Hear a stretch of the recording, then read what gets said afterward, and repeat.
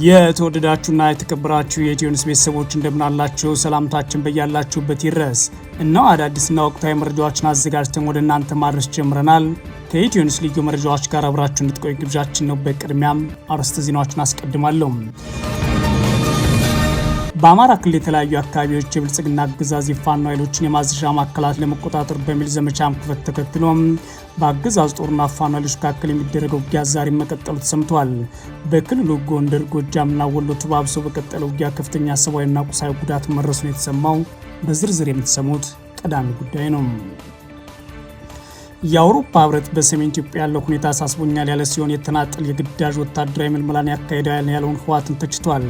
የፕሪቶሪያው ስምምነት ድንጋጌዎችም የተጣሰ ነው ብሏል። ህወሓትና ብልጽግና በየፕሪቶሪያ ግጭት ማቆም ስምምነት በተጨባጭ ተፈጻሚ ለማድረግ የሚያስችሉ አስቸኳይ ውይይቶችን ማድረግ አለባቸው ብሏል። የአውሮፓ ህብረት በዝርዝር የምትሰሙት ይሆናል። አሜሪካና ኢራን የተኩስ አቁም በመጣስ አንዳቸው ሌላኛቸውን እየከሰሱ ሲሆን ኢራን በሆርሙዞች መጣስ አስተዳደር ጣልቃ መግባቱ ውጥረቱን እንደሚያባብስ አስጠንቅቃለች። የተወደዳችሁና የተከበራችሁ የኢትዮኒውስ ቤተሰቦች አብራችሁን ቆዩ። ወደ ዝርዝሩ አልፋለሁ። በአማራ ክልል የተለያዩ አካባቢዎች የብልጽግና አገዛዝ የፋኖ ኃይሎችን የማዘዣ ማዕከላት ለመቆጣጠር በሚል ዘመቻ መክፈት ተከትሎ በአገዛዝ ጦርና ፋኖ ኃይሎች መካከል የሚደረገው ውጊያ ዛሬ የቀጠለ ሲሆን በክልሉ ጎንደር፣ ጎጃምና ወሎ ተባብሰው በቀጠለው በዚህ ውጊያ ከፍተኛ ሰብአዊና ቁሳዊ ጉዳት ደርሷል። በዛሬው ዕለት ሰኔ 21 2018 ዓ.ም በደቡብ ጎንደር ዞን ጋይንት ቀጠና ከባድ ውጊያ መቀስቀሱን የፋኖ የመረጃ ምንጮች ተናግረዋል። የአገዛዝ ጦር ከንጋት ጀምሮ የፋኖ ኃይሎችን የማዘዣ ማዕከላት እቆጣጠራለሁ በሚል ከአረብ ገበያና ንፋስ መውጫ ከተሞቹ መነሳት በተለያዩ አቅጣጫ ወደ አጋጥ በከባድ መሳሪያዎች የታገዘ ውጊያ መክፈቱን ነው የመረጃ ምንጮቻችን አክለው የተናገሩት። በአካባቢው ለሰዓታት በቀጠለው ውጊያ የፋኖ ኃይሎች የመልሶ ማጥቃት ማድረጋቸውን ተከትሎ የአገዛዝ ጦር ወደ ኋላ ለማፈግፈግ ተገዷል ተብሏል።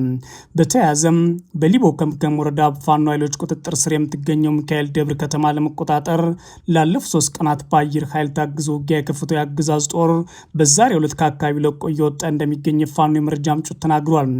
የአገዛዝ ጦር ላለፉት ተከታታይ ቀናት ከደጎማ አዲስ ዘመንና አርጎ ጋር ነው አቅጣጫ ወደ ሚካኤል ደብር ከባድ መሳሪያ እና ውጊያ መክፈቱን መዘገባችን የሚታወስ ሲሆን በቀጠናዊ ፋኖ ኃይሎች የሰጡትን የተቀናጀ ምላሽ ተከትሎ ዛሬ የአገዛዝ ጦር ለመመለስ ተገዷል ብለዋል።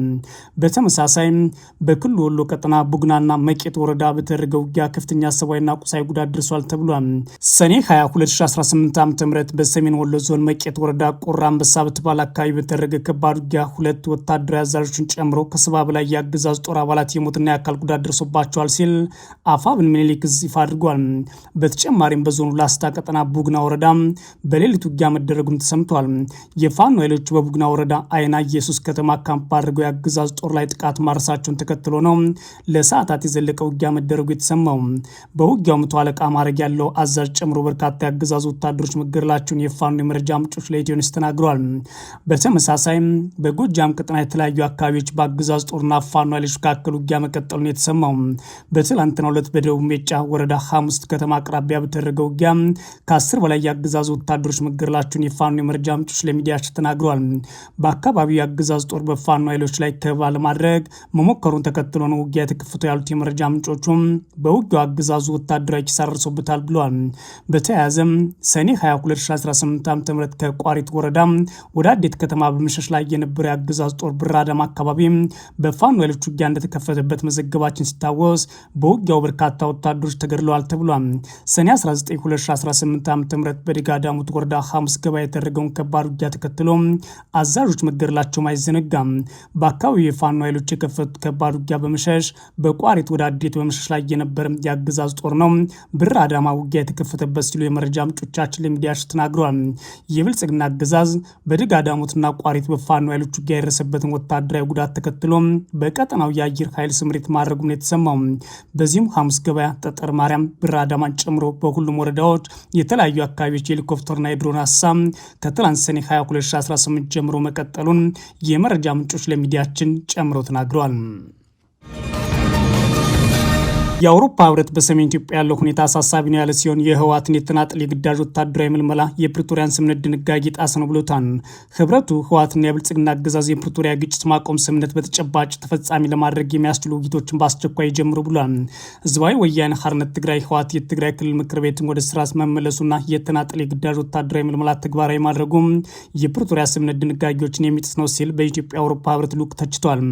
የፕሪቶሪያ ስምምነት በተጨባጭ ተፈጻሚ ለማድረግ በሁሉም ወገኖች የሚደረጉ ውይይቶች በአስቸኳይ በድጋሚ መጀመር አለባቸው ብሏል ልዑኩ። የአውሮፓ ህብረት ልዑክ ይህን ያለው በትግራይ ያለውን ሁኔታ በተመለከተ ትላንት ሰኔ 22 2018 ዓ.ም ባወጣው አጭር መግለጫ ነው። የህብረቱ ልዑክ በዚሁ መግለጫው በሰሜን ኢትዮጵያ ውጥረት የተሞላበት ሁኔታ አሳስቦኛል ሲል አስታውቋል። 27 ሀገራትን በአባልነት ያቀፈው የአውሮፓ ህብረት በአሳሳቢነት ከጠቀሳቸው ሰሞንኛ ጉዳዮች አንዱ ህወሓት የክልል ምክር ቤት ማቋቋም ነው። ህወሓት በጳጉሜ 2012 ዓ.ም በተደረገ አወዛጋቢ ምክር ቤት የተመረጠው የትግራይ ክልል ምክር ቤት ወደ ስራ እንዲመለስ የወሰነው ባለፈው ሚያዝያ ወር መጀመሪያ ላይ ነበር። የክልሉ ምክር ቤት በዚህ ወር መጨረሻ ላይ ባደረገው የመጀመሪያ ስብሰባው ዶክተር ደብረጽዮን ገብረ ሚካኤል የክልሉ ፕሬዝዳንት አድርጎ የሾመ ሲሆን የዶክተር ደብረጽዮን ሹመትም የትግራይ ክልል ጊዜያዊ አስተዳደር ለአንድ ዓመት ያህል በፕሬዝዳንትነት ሲመሩ የቆዩት ሌተናል ጄኔራል ታደሰ ወረደን የፕሬዝዳንት ስልጣንነት ዘመን እንዲያበቃ አድርጎታል። ዶክተር ደብረጽዮን ወደ ትግራይ ክልል መሪነት ከመመለሳቸው 3 ሳምንት አስቀድሞ አብይ አህመድ ሌተናል ጄኔራል ታደሰ ወረደን የስልጣን ዘመን ለተጨማሪ 1 ዓመት አራዝመው ነበር። በትግራይ ዳግም ጦርነት ለመቀስቀስ ምክንያት እንዳይሆን ተሰግቶ የነበረው ይህ ክስተት ተከትሎ የአውሮፓ ህብረት ባወጣው መግለጫ በክልሉ ሌላ አጥፊ ግጭት እንዳይከሰት መከላከል እጅግ አስፈላጊና የማይታለፍ ጉዳይ ነው ብሏል። በትግራይ ክልል ያለውን ውጥረት በአስቸኳይ እንዲረግብ በሚያዝያው መግለጫው ጥሪ ያቀረበው የአውሮፓ ህብረት የፕሪቶሪያ ግጭት ማቆም ስምምነት አደጋ ላይ ከሚጥሉ ማናቸውም ድርጊቶች መቆጠብ ይገባል ሲል አሳስቦ ነበር። በኢትዮጵያ የአውሮፓ ህብረት ልዑክ በትላንትናው ዕለት ባወጣው መግለጫ በህወሓት በኩል ከሰሞኑ የተወሰዱ እርምጃዎች በጥቅምት 2015 ዓ.ም በደቡብ አፍሪካ ፕሪቶሪያ ከተማ የተፈረመውን ስምምነት ድንጋጌዎች የጣሱ ናቸው ሲል ጠቅሷል። የህብረቱ ልዑክ ለዚህ በማሳያነት የተጠቀሰው ሌላኛው የህወሓት እርምጃ በትግራይ ክልል ባለፉት ወራት ሲካሄድ የቆየው የግዳጅ ወታደራዊ ምልመላን ነው ሲል ጠቅሷል። ካለፈው መጋቢት ወር መጨረሻ ጀምሮ በትግራይ ክልል የተለያዩ አካባቢዎች በውጊያ ሊሳተፉ የሚችሉ ወጣቶችን በግዳጅ የመልመልና በአፈሳ ወደ ወታደራዊ ማሰልጠኛ የማጋዝ እንቅስቃሴዎች ሲካሄዱ እንደነበረ የሰብአዊ ተሟጋች ድርጅቶችና መገናኛ ብዙሃን በግልጽ ዘግቧል። በትግራይ የግዳጅ ወታደራዊ ምልመላ ለማካሄድ ያስችላል የተባለ አወዛጋቢ ህግ ባለፈው ግንቦት ወር መጨረሻ በክልሉ ምክር ቤት ጸድቋል። የግዳጅ ወታደራዊ ምልመላው በህወሓት በኩል በተናጥል እየተደረገ መሆኑን የአውሮፓ ህብረት ልዑክ በዛሬው መግለጫው ጠቅሷል። የህብረቱ ልዑክ በትግራይ ክልል ባለው ወቅታዊ የፖለቲካ ችግር መፍትሄ በሁሉም ወገኖች መካከል የሚደረግ ውይይት ነው ብሏል። እነዚህ ወገኖች የፕሪቶሪያውን የግጭት ማቆም ስምምነት በተጨባጭ ለመፈጸም አስቸኳይ ድጋሚ ውይይት እንዲጀምሩ ጥሪ አቅርቧል። በኢትዮጵያ የአውሮፓ ህብረት ልዑክ ጥሪውን ያጠቃልለው በቀድሞ የናይጄሪያ ፕሬዚዳንት ኦሉሴጉን ኦባሳንጆ ለሚደረገው የማሸማገል ጥረት ድጋፊን አድርጋለሁ በሚል ነው። የአፍሪካ ህብረት የአፍሪካ ቀን ልዩ መልእክተኛ የሆኑት ኦባሳንጆ ከ2 ሳምንት በፊት ወደ መቀለ ተጉዘው በትግራይ ክልል ያለውን ወቅታዊ ሁኔታ በተመለከተ ከዶክተር ደብረጽዮንና ጓዶች ጋር ተወያይተው ነበር። ኦባሳንጆና የአፍሪካ ህብረት ለሚያደርጉት ጥረቶች ተመሳሳይ ድጋፏን የገለጸችው አሜሪካ በትግራይ ክልል ያለውን ችግር ለመፍታት እየተካሄዱ ያሉ የሰላም ሂደቶች የሚያደናቅፉ ላለቻቸው አካላት ማሳሰቢያ መስጠቷን መዘገባችን አይዘነጋም። አሜሪካ አዲስ አበባ በሚገኘው ኤምባሲዋ በኩል ከትላንት በስቲያ ባወጣቸው አጭር መግለጫ እነዚህ አካላት በአፍሪካ ህብረት ላይ የሚመራው የውይይት ጥረት በአስቸኳይ ትብብር ያድርጉም ብላ ነበር። በዚሁ መግለጫ ላይ ኤምባሲው በትግራይ ክልል ያሉ የፖለቲካና የሲቪል ማህበረሰብ መሪዎች በፖለቲካ ውይይት መሳተፍ ይገባቸዋል ሲል ጠይቋል። እነዚሁ መሪዎቹ የፕሪቶሪያውን የግጭት ማቆም ስምምነት ሙሉ ለሙሉ ተግባራዊ ማድረጋቸው እጅግ አስፈላጊ መሆኑን አጽንኦት ሰጥተዋል። የብልጽግና አገዛዝ በህወሓት ላይ የሚያቀርባቸው ክሶች ጦርነት ለመጀመር ጽምዶ የሚል ኃይል ፈጥሯል የሚልን ጨምሮ አሁን ደግሞ በተለያዩ ሁኔታዎች ጦርነትን ቢጀመር በአጭሩ አስመራ እንገባለን የሚል ንግግሮች እያደረጉ ቀጥለዋል። በዚህ ሁኔታ የአውሮፓ ህብረትና ሌሎች መሰል እንዲሁም አሜሪካን መሰል ሀገራት በጦርነቱ ሁኔታ ላይ ከፍተኛ ስጋት እንዳደረባቸውና ውይይቶች መደረግ እንዳለባቸው እየጠየቁ ቀጥለዋል። አሜሪካና ኢራን የተኩስ አቁምን በመጣስ አንዳቸው ሌላኛቸውን ሲከሱ ኢራን በሆርሙዝ ወሽመጥ አስተዳደር ጣልቃ መግባት ውጥረቱን ያባብሳል ብላለች። አሜሪካና ኢራን ዛሬ ተኩስ መለዋወጣቸውን ተከትሎ የተኩስ አቁም በመጣስ አንዳቸው ሌላኛቸውን እየከሰሱ ነው። በሆርሙዝ ወሽመጥ በኩል እያለፈ የነበረ በፓናማ የተመዘገበ መርከብ ከትላንት ቅዳሜ ጥቃት ከደረሰበት በኋላ አሜሪካ በኢራን ላይ ጥቃት ፈጽማለች። የአሜሪካ ማዕከላዊ ዕዝ በንግድ መርከቦች ላይ ትንኮሳ ስለቀጠለም በኢራን በርካታ ኢላማዎች መትቻለሁ ብሏል። የኢራን እስላማዊ አብዮታዊ ዘብ በአጸፋ ምላሹ በኩዌትና ባህሬን በሚገኙ የአሜሪካ መሰረተ ልማቶች ላይ የድሮንና የሚሳይል ጥቃቶችን አድርሷል። የአሜሪካ ማዕከላዊ ዕዝ ባወጣው መግለጫ ኢራን የተኩስ አቁም እንድታከብር እድል ተሰጧት ነበር። ጦሯ የድሮን ጥቃት በማድረስ ስምምነቱን በመጣስ መርጧል ብሏል። የአሜሪካ ተዋጊ ጀቶች በ10 የኢራን ወታደራዊ ኢላማዎች ላይ ድብደባ ማድረሳቸውን አስታውቋል። በሆርሙዝ ወሽመጥ አቅራቢያ የተፈጸሙ ጥቃቶች የመገናኛ ስርዓቶች፣ የአየር መከላከያዎችና የድሮን ማከማቻዎች ላይ ያነጣጠሩ ናቸው ብሏል። የኢራን ሰላማዊ አብዮታዊ ዘብ ባወጣው መግለጫ አሜሪካ በ5 የባህር ዳርቻ ይዞታዎች ላይ ጥቃት አድርሳለች ብሏል። በኩዌት አሊ አልሳሌም ወታደራዊ መቀመጫና ባህሬን ፊዝ ናቫል ሊፍሊት በሚገኙት 8 ቁልፍ መሰረተ ልማቶች ላይ ያጸፋ እርምጃ ወስጃለሁ ብሏል። ኢራን ደግሞ በሆርሙዝ ወሽመጥ አሰራር ጣልቃ መግባት ውጥረቱን ያባብሳል ስትል አስጠንቅቃለች። በኢራን የሆርሙዝ ወሽመጥ አሰራር ውስጥ ማንኛውም ጣልቃ ገብነት ውጥረቱን እንደሚያባብስ የውጭ ጉዳይ ሚኒስትሩ አባስ አራንግቺ ናቸው የተናገሩት። ወደ ባግዳድ የተጓዙት አራንግቺ ከኢራቅ አቻቸው ጋር በጥምረት በሰጡት መግለጫ እንደተናገሩት በኢራንና አሜሪካ ስምምነት መሰረት በ30 ቀናት ውስጥ የሆርሙዝ ወሽመጥ ከጦርነቱ በፊት ወደነበረበት ይመለሳል ብለዋል። ሙሉ በሙሉ በኢራን ስር የሚተዳደር ሲሆን ብቸኛ ኃላፊነት ያለው እስላማዊ ሪፐብሊኩ ነው ብለዋል።